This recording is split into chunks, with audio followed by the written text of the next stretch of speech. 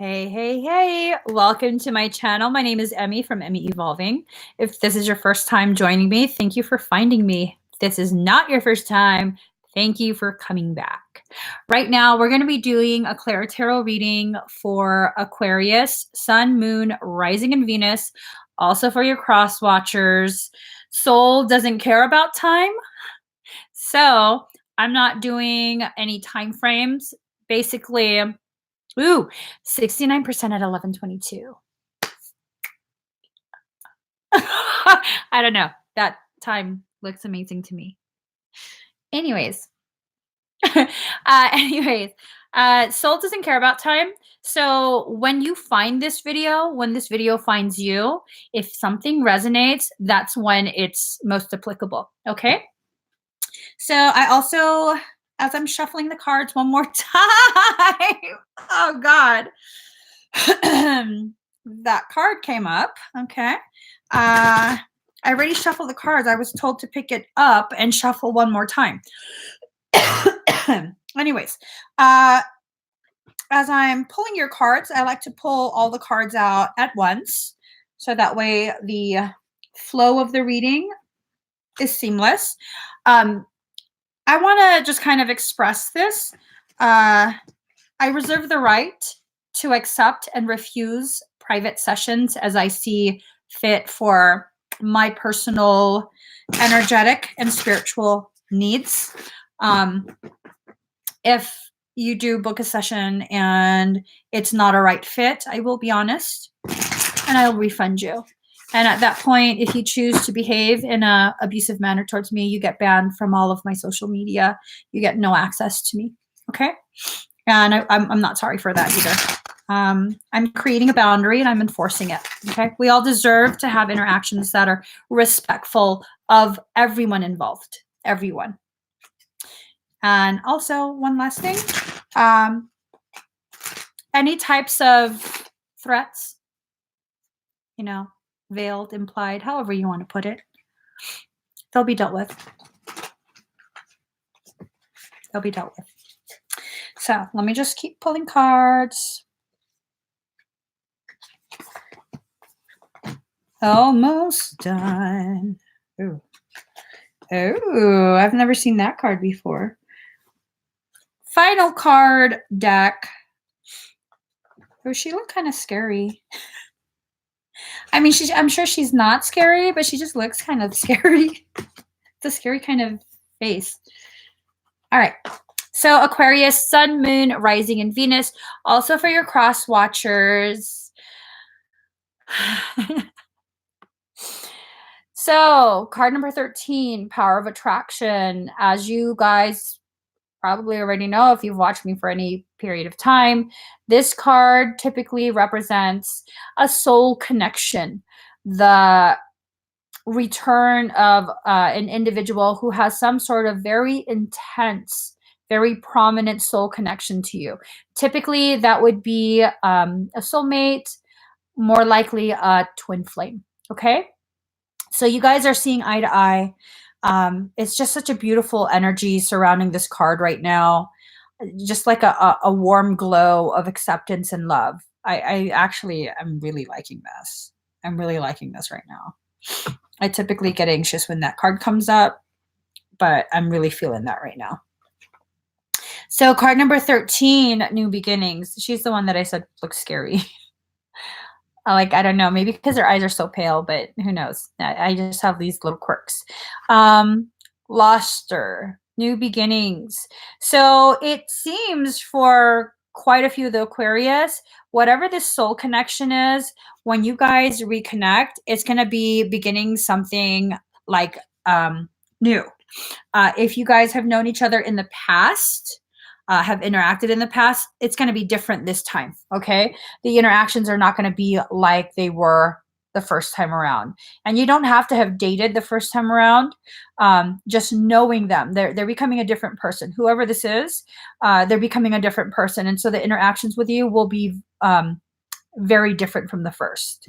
Card number 17, Miss Sunshine.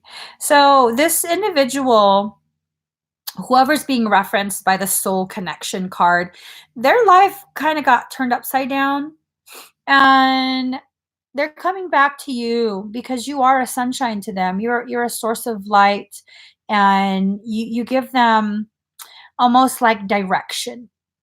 You give them direction as to where they should be focusing and what they want in life.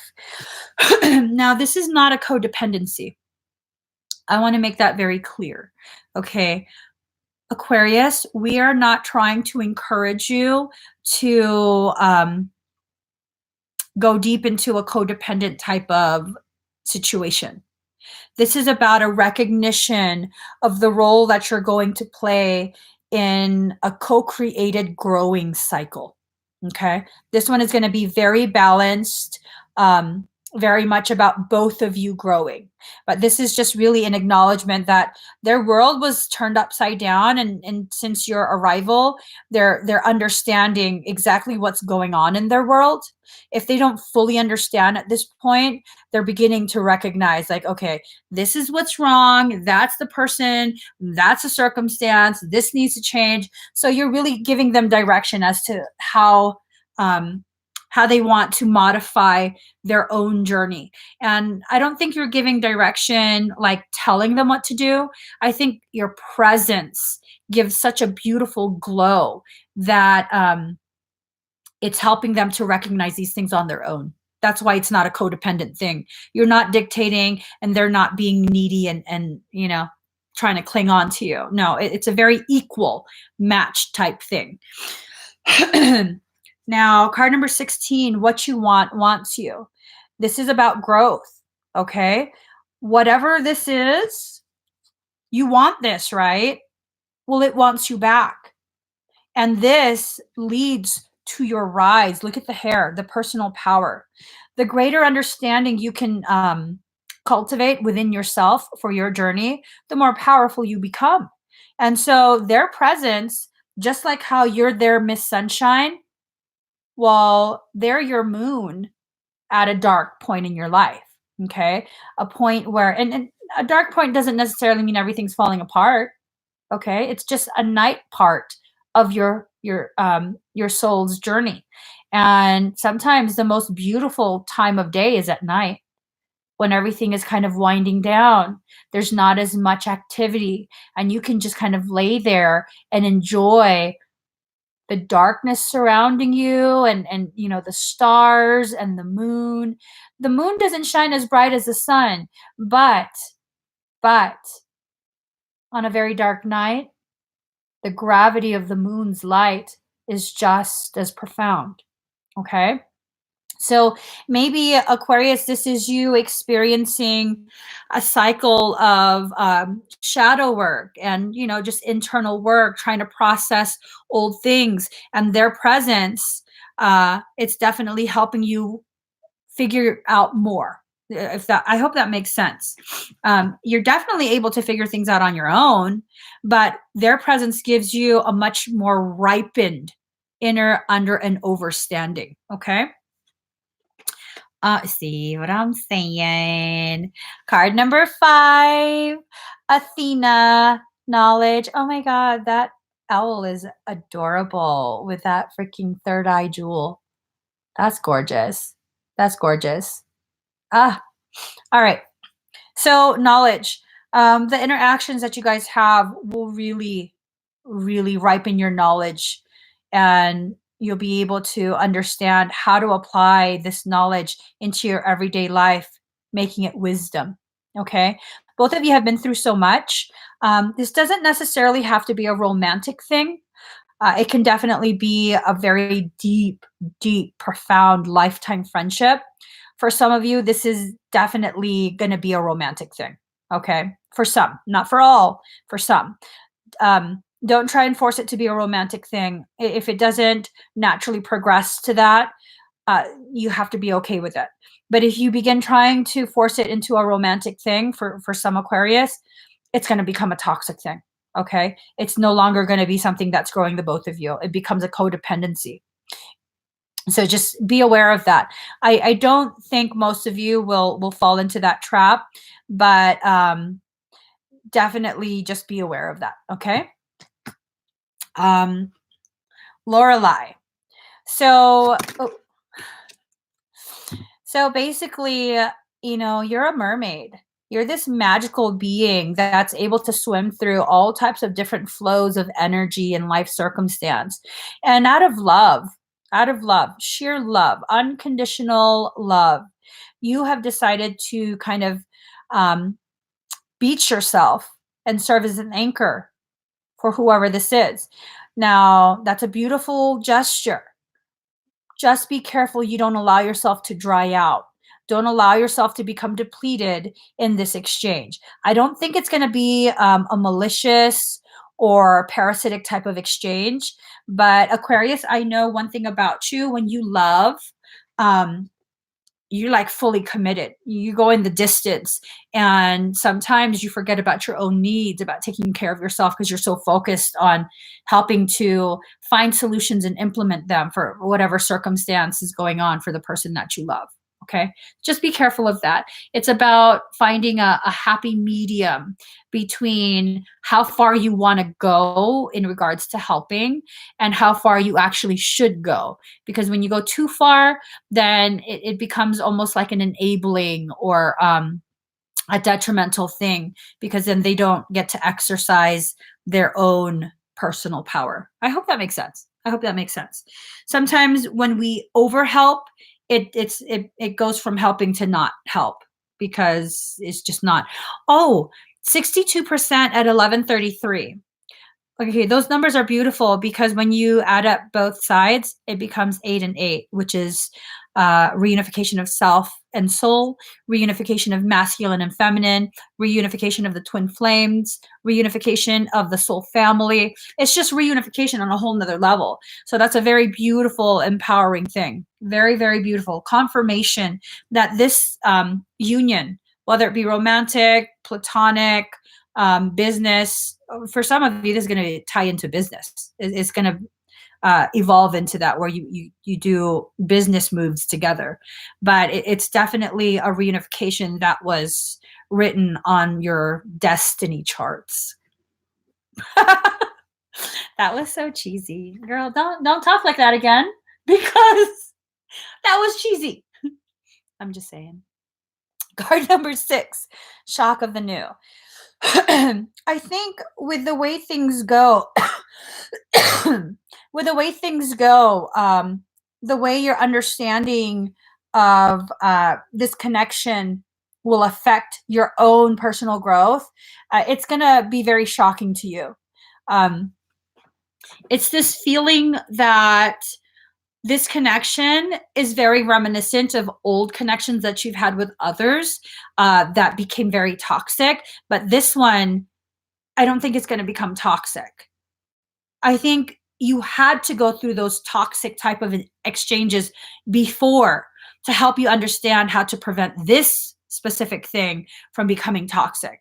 And that's also very beautiful. So it's going to be a shock of the new. It's like old but new all at the same time. And Aquarius, I know how your minds have a tendency to work. Many Aquarius are very highly analytic and extremely intelligent. All the Aquariuses that I know, and I know like a handful, they're extremely, extremely intelligent, but they're not very verbose. They're not pompous. They don't like to flaunt it. They just are. And if you don't pay attention, they can fly under the radar.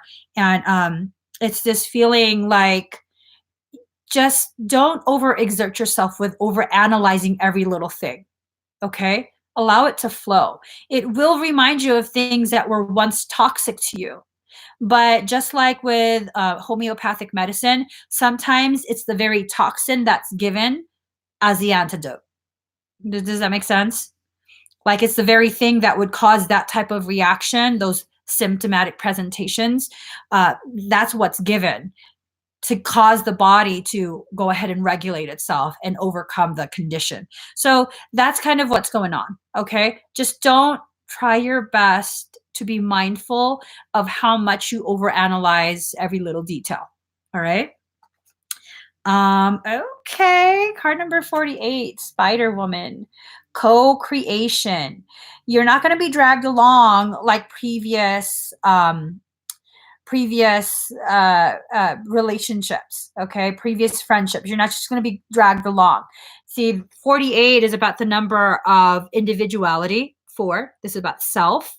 And then 8, reunification. So you have the ability to stand by yourself as well as work together, okay? So you are co-creating this. And what you're co-creating is going to be something so profoundly beautiful. But don't overanalyze. I keep getting this hit of the overanalysis can turn it into something toxic. Okay. You don't want to repeat previous cycles, because previous cycles you didn't rely on your intuition. Your intuition knew it was time to go, but you had to follow it through because you have that kind of love that has a follow through. And so instead of relying on the intuition, you had to follow through. It became toxic, and then you began to overanalyze because now you're like, how did I become a part of this? Well, because you didn't follow your intuition. So understand your power of co-creation. No more overanalyzing. No, you can shift the balance of something if it's starting to become a little bit too similar to toxicity, previous toxicity. You can shift it. And you can also consciously decide, I'm no longer going to participate in this. Okay. For many of you, this is really an exercise in controlling the overthinking. See, card number 37, no rain today. I mean, there's no rain today. Okay. You're going to get a hold of whatever it is that triggers old cycles. You're going to recognize it and you're going to stop it in its tracks. You're not going to wait until it's fully out of control and now you're like, oh my God, it's the same thing over again. No, no rain today. All right. You're going to use the heat of your wisdom to dissipate the clouds. So let us see. Card number 5, follow your own rhythm. So there you go. There you go. This is about freeing yourself to have loyalty first to yourself. Okay. We're not following down the same paths. We now know where those paths lead, so you can diverge from that path at any point. And the divergence, it's not necessarily alone. You can definitely divert the flow of your energy away from that toxic path to one that's more balanced and healthy again, and still have them with you. If they consciously decide to walk beside you and you diverge from a toxic path, then they'll be walking with you still. Okay. So don't be scared that divergence from toxic cycles is going to sever such a profound soul connection. It's not.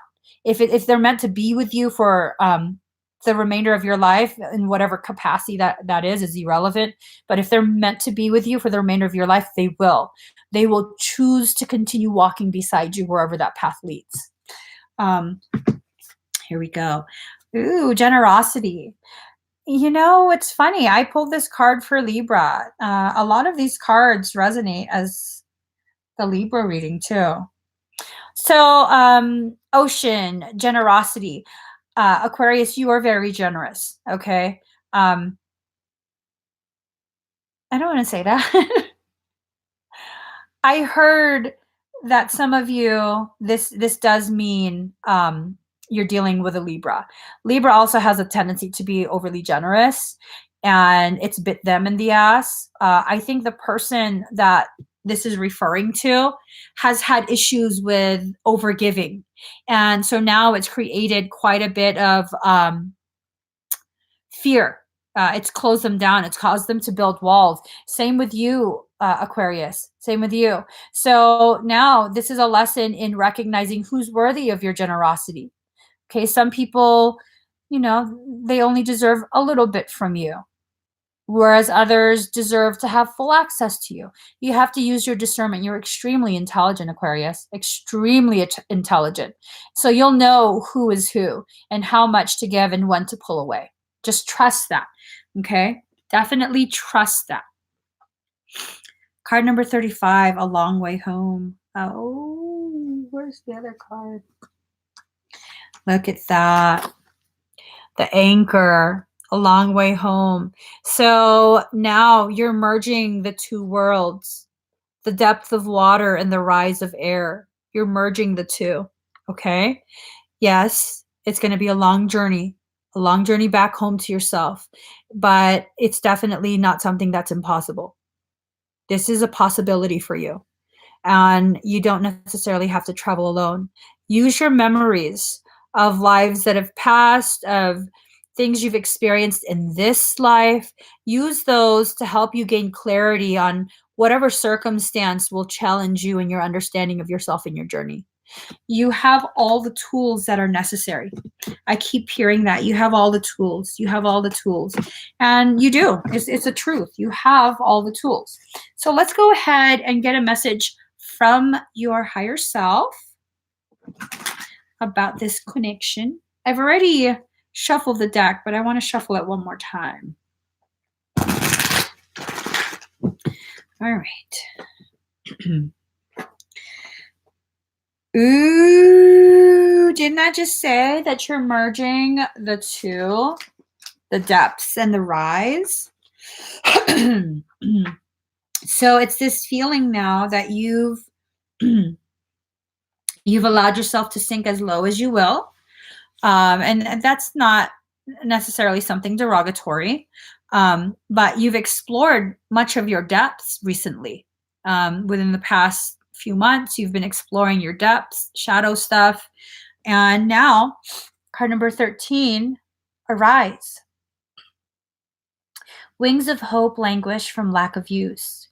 When wings dissipate and weaken, life begins to lose its value. Every cell in your body is created to rise to challenges. Your life is meant to confront everything that holds you captive. Don't sit at the bottom of the well not caring about salvation. Listen to the voice within calling to you. Reach for eminence beyond your own maturity. I dance before you in sacred spectacle, hoping to garner your attention. Look at me, I cry to your ailing spirit in despondent flesh. Look at me. If you were to look up, you would see that I am a mirror of your own being, your light, your heart, your spirit, your all. Yes, there is no pain. Yes, there is pain. Yes, there is a letting go taking place, and you are frightened and uncertain sometimes, but you make this mean something that it doesn't. It means that you are to turn your head away from what is dying. Do this gently but firmly. Turn your head towards what is living. Look at me. I will show you truth, and you shall laugh your deepest belly laughter with so much glee, sharing in my secret that the only force at work in your life is unconditionally loving divinity. So this is about turning away from that old paradigm that you once were very much existing within. That old toxicity is done. It's been in a process of dying for a very long time. It's done, okay? Turn now towards what's living, new connections, new opportunities, a rise in potentiality, okay? Definitely acknowledge the places in which you still hold fear about your past, fear about your future. And it's okay. It's okay if you felt afraid. Just as it's okay for you to give yourself permission to open the door for a beautiful, beautiful connection that will help you rise. It's time to rise, okay? So please do give this video a thumbs up. If you haven't already subscribed to my channel, please do subscribe, turn on that notification bell. Join me every single time I'm live. So one more thing. Next, I'm going to be doing Gemini so we can clear out the air. We're clearing the air. Gemini, you're next. Join me in a few minutes, guys. Bye.